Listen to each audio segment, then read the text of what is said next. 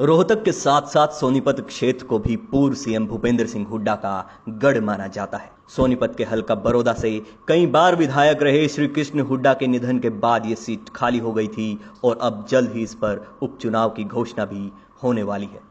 हल्के में चुनावी माहौल उबाल मार चुका है, नेताओं का तांता भी लगने लगा है और लोगों को लोक लुभावने वादे भी किए जाने लगे हैं। चुनावी माहौल बना तो हरियाणा की सत्ता में रहते हुए मोटी मलाई खा चुके इनेलो के प्रधान महासचिव अभय सिंह चौटाला को अचानक एक बार फिर हरियाणा के जाटों की याद आ गई।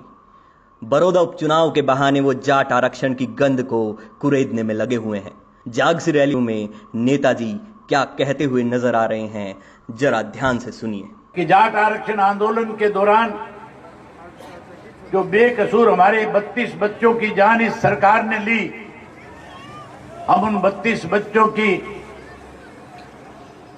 जान की जो कीमत इस सरकार को चुकानी पड़ेगी, उन बच्चों को, उनके अभिभावकों को, उनके मां बाप को, पूरे प्रदेश के जाट वर्ग के लोगों को उस अपमान का, उस हत्यारी सरकार से बदला लेने का काम करेंगे। नेताजी ये भूल रहे हैं कि राजनीतिक पार्टियां किसी व्यक्ति विशेष या किसी एक धर्म या जाति के लोगों से नहीं चला करती हैं। आरक्षण आंदोलन की आग में नॉन जाट लोगों को भी अपनी जान गंवानी पड़ी थी। नेताजी के मुंह से उनके लिए सहानुभूति का एक शब्द तक नहीं फूटा।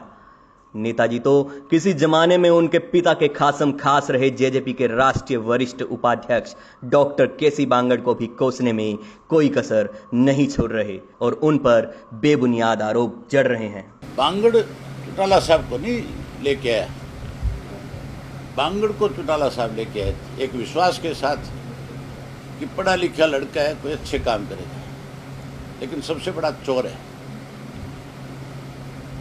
जितने इलेक्शन लड़े हैं, हर इलेक्शन में इसने करोड़ों रुपए इकट्ठे किए। नेताजी को यह नहीं भूलना चाहिए कि खुद पर चल रहे आय से अधिक संपत्ति के एक मामले में जल्द ही फैसला भी आने वाला है। न केवल फैसला आने वाला है बल्कि उनके आधे घर को भी ईडी ने सील किया हुआ है।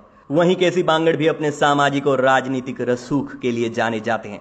वे 36 बिरादरी की राजनीति करते हैं। लगभग अपने पूरे जीवन काल से गोहाना और बड़ौदा क्षेत्र की सभी गौशालाओं में निस्वार्थ भावना से भरपूर दान पुण्य करते आए हैं। क्षेत्र की करीब 100 कन्याओं की शादी में तन मन धन से योगदान तो दे ही चुके हैं, साथ ही हजारों युवाओं को रोजगार लगवाने का काम भी उन्होंने किया है। सुनिए बड़ौदा के धनाना में अभय पर पलटवार करते हुए क्या कहते हैं केसी बांगड़। जाति पाति की बात हम नहीं करते। हम 36 बिरादरी के नेता हैं, 36 बिरादरी का काम करते हैं, 36 बिरादरी को एक लेकर के राजनीति में चलते हैं। हम एक बिरादरी की राजनीतिक प्लेटफार्म पे एक बिरादरी की राजनीति नहीं की जाती। और अभय सिंह चौटाला जी जो बात करते हैं वो खुद करके तो कुछ दिखाते नहीं, कहते हैं।